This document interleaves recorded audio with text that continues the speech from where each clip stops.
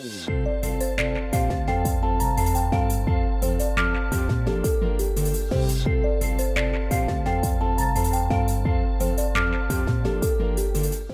and welcome back to another episode of Wishbonafide. My name is Claire McCrae. I'm one of your hosts. I'm Erin Venable. And this week we have a very special guest with us, Ben Abraham. Introduce yourself. Hi, I'm Ben Abraham. What qualifies you to come and speak about this episode featuring Oliver Twist and the Wishbone episode, Twisted Tale? Well, I grew up in the 90s, so I think that qualifies me because, well, Wishbone was part of my, childhood. It was part of, I watched it every day, every other day. I don't even remember what time it was on. Yeah, it was enough. It was definitely enough that as soon as I started watching this episode, it just came crashing back into my head, and suddenly I was back to being, 7. That's awesome. 6? Yeah, somewhere around there. 6. But still fabulous, and welcome to our show. Thank you. So on Wishbonafide, we like to start first with a little bit of background.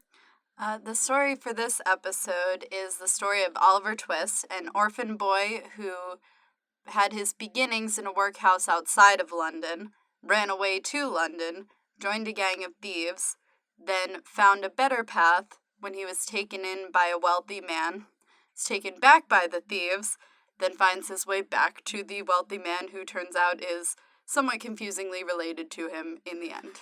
Yes, confusing indeed, but it all works out. Yeah. Lots of subplots, lots of hijinks, I would say, but overall a real classic. In our very special episode of Wishbone, Twisted Tale, the plot goes along the lines of Joe comes home with a new friend he met, Max, who is an orphan who's living at the local group home of sorts.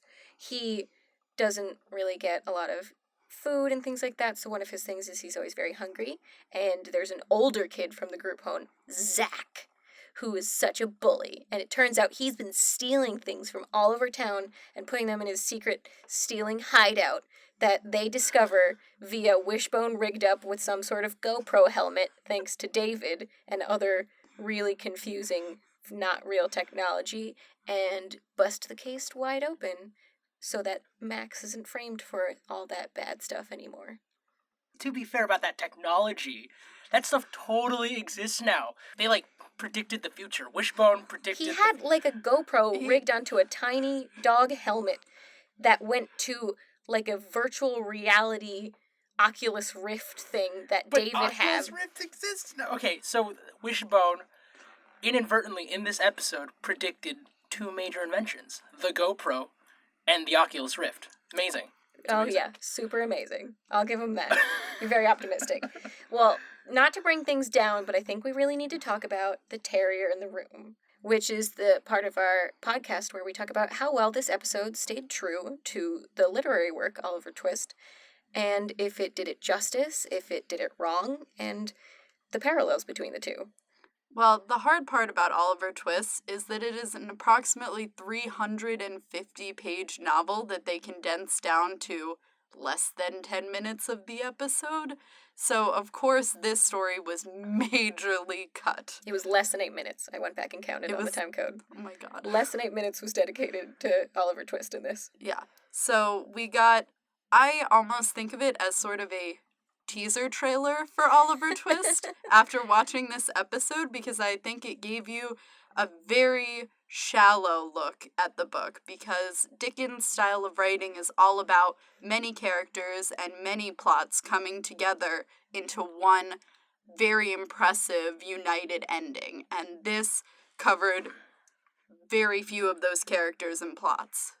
I sort of think of it as a trailer you want to hear the story of an orphan boy? This is vaguely his story, and it'll get you more interested to read all the complexities of the actual novel. It's also a really G-rated version of that story, considering that I'm pretty sure Oliver gets beaten a lot. I mean, a lot. And so, it doesn't... I'm pretty sure no one gets beaten in the show. No beatings, no. There's no beatings, so...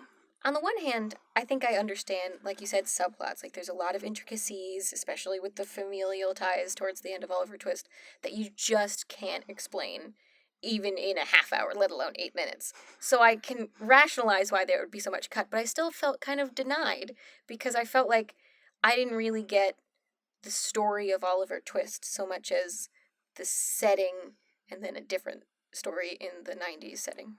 Yeah, I think we missed so much of the story of Oliver Twist in what they covered. They cut out a lot of his beginnings, which shape who he is. He had nothing. He was treated very poorly, as Ben said, and he ran away to go to London. That's why he fell in with thieves, because they were the first people in his whole life who actually offered him anything. And they still treated him terribly, but it was better than he'd been treated in the orphanage and the workhouse and the funeral home and everywhere else he'd lived before that.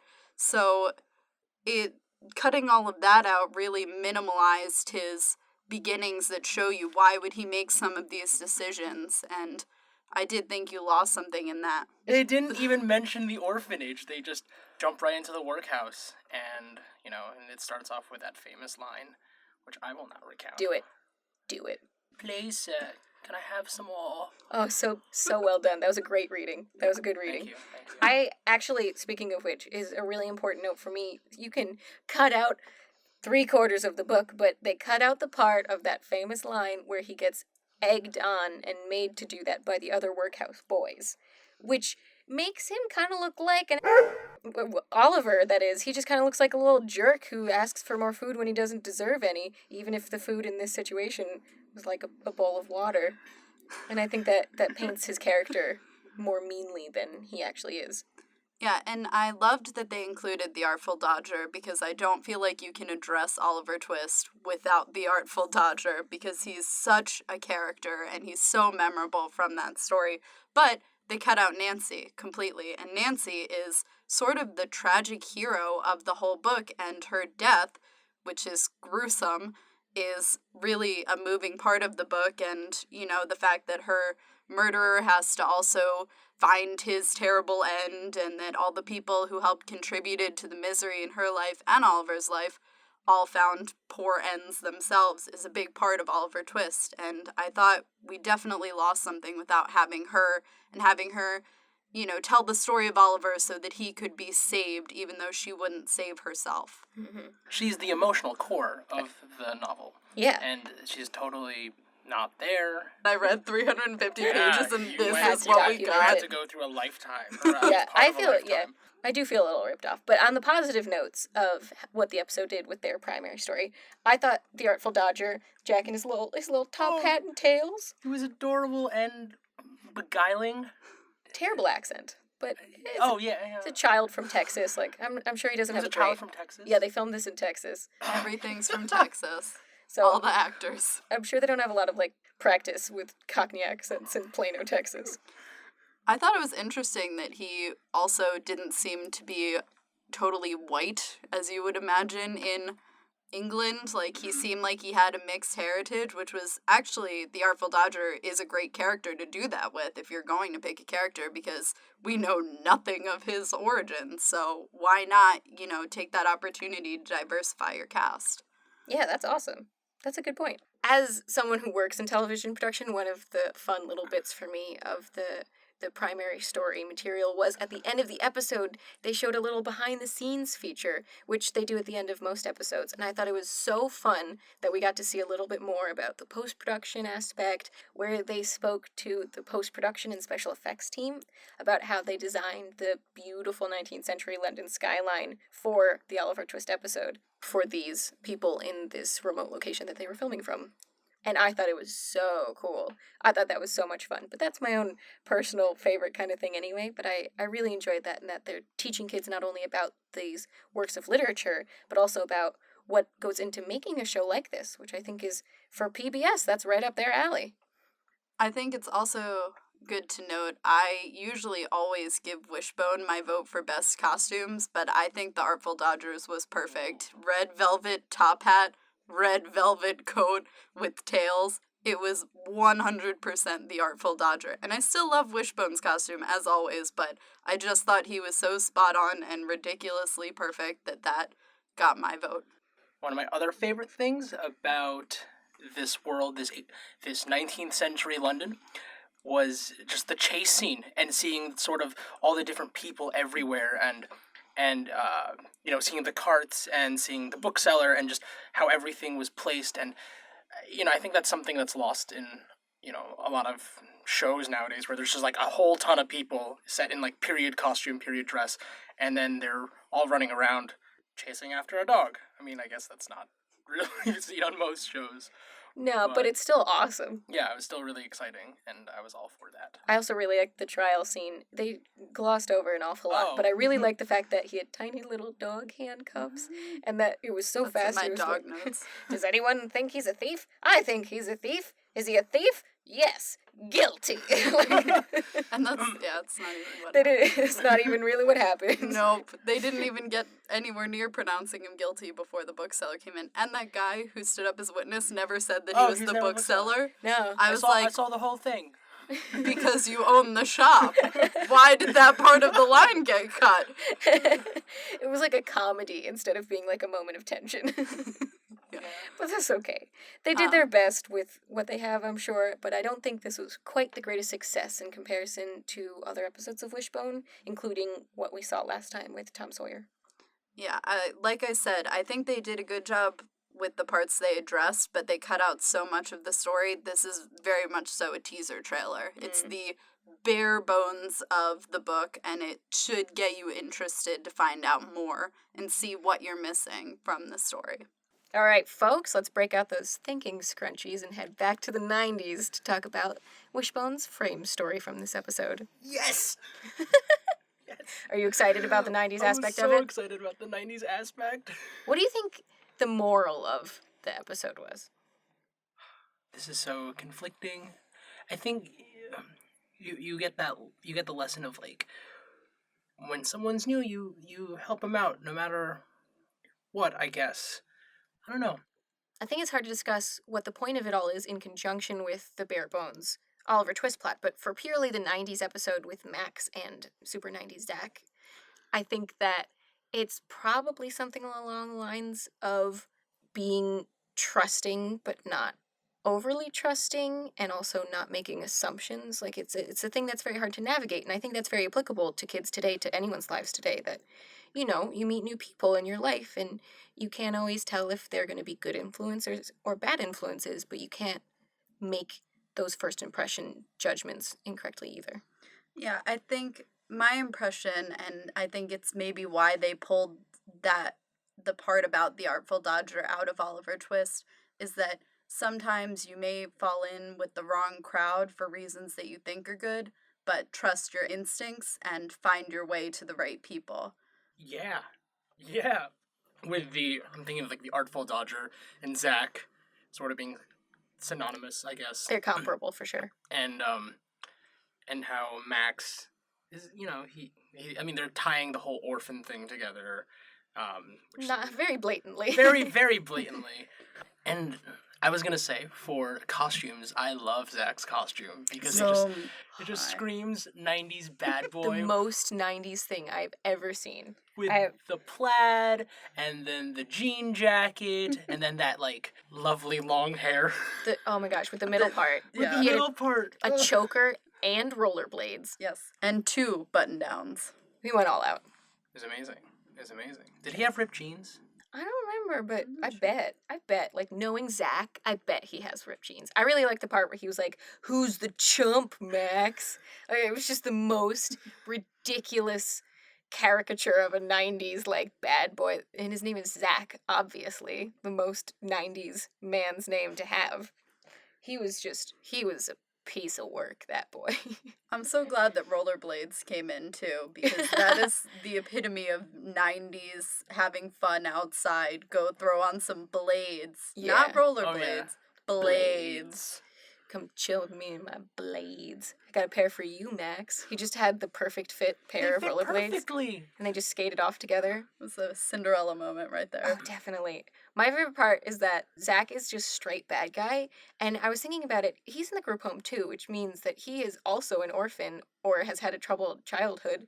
And no one gives him any sympathy for that. He's just straight bad guy. Like, they, like, slam him into a wall and arrest him and throw him in jail. And I get he burgled a lot of arbitrary things like lawn flamingos and drumsticks and Video things like that, games? and video games. He definitely, that's bigger. I'll give him that. That's some good larceny there. But he's like a troubled kid too, and I kind of feel like there's some nuance in his origin story that we don't get. Poor Zach, probably a little bit, maybe not entirely poor Zach.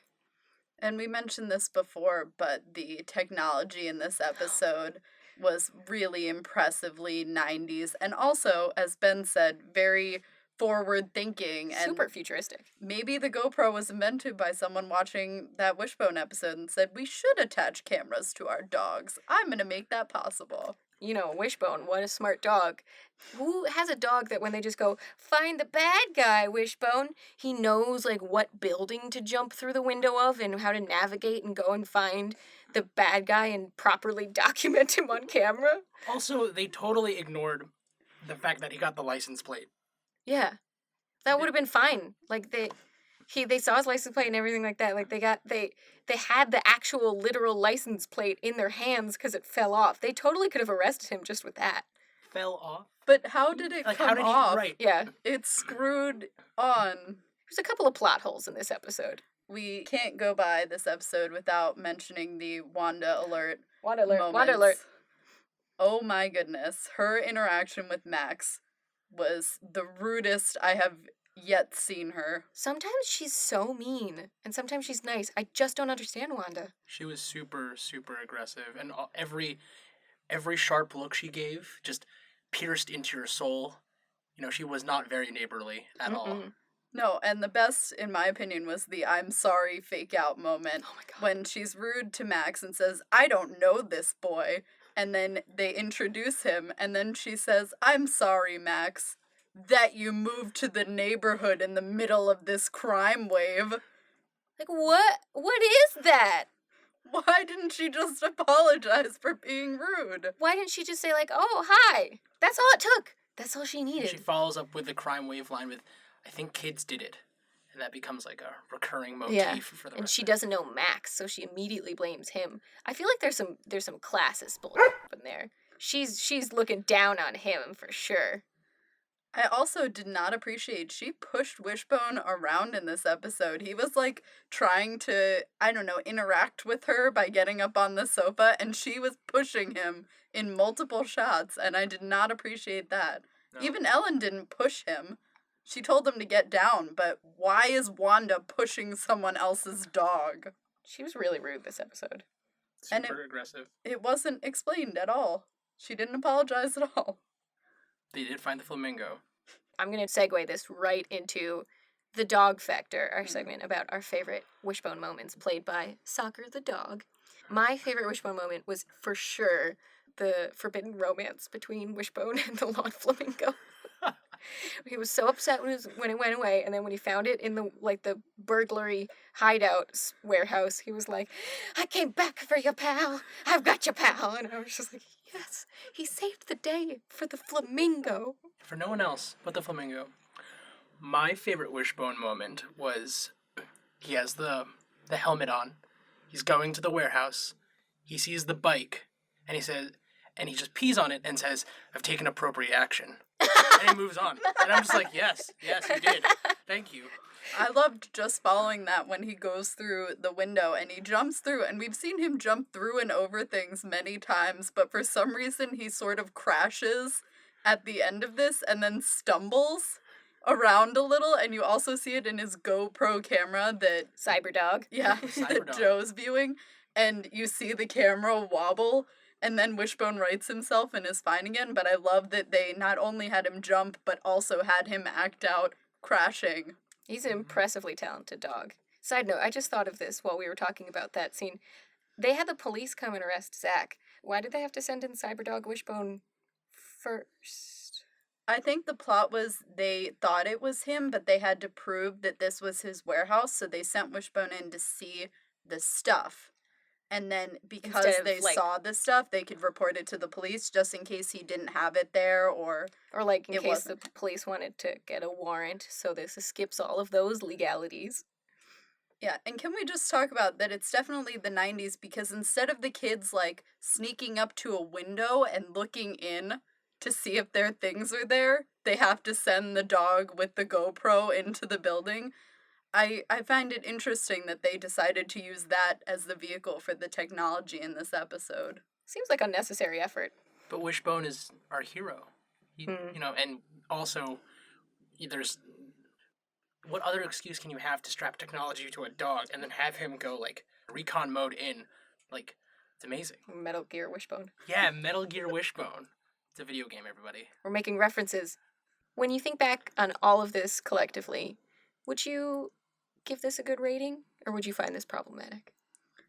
I think that the strength of this episode was in a lot of direct connections to Oliver Twist. It didn't have a lot of the nuances that other episodes had, and it didn't cover the source material as fully, but I think they did a decently good job of connecting the stories and give us that impression of finding the right people is important to growing up.